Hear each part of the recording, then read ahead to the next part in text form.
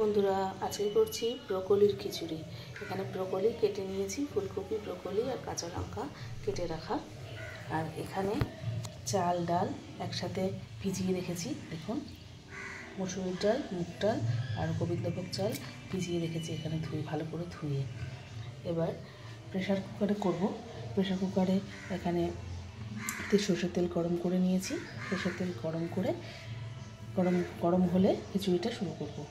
গরম হয়ে গেছে, এবার দিয়ে দেবো এখানে সাদা জিরে।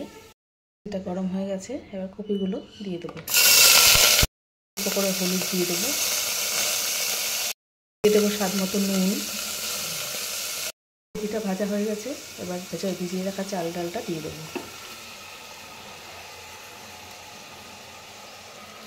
ভালো করে নাড়িয়ে নিয়েছি, এবার দিয়ে দেবো একটা আলু এরকমভাবে কেটে। একটু আদা বাটা আর জিরে বাটা দিয়ে দেবো। এবার পরিমাণ মতো জল দিয়ে দেবো। দেওয়ার পরে এবার ঢেকে 3 সিটি প্রেশার দিয়ে নেবো। তেলের পরে একটু ঘি দিয়ে দেবো। আমাদের খিচুড়ি আর খাওয়ার পালা।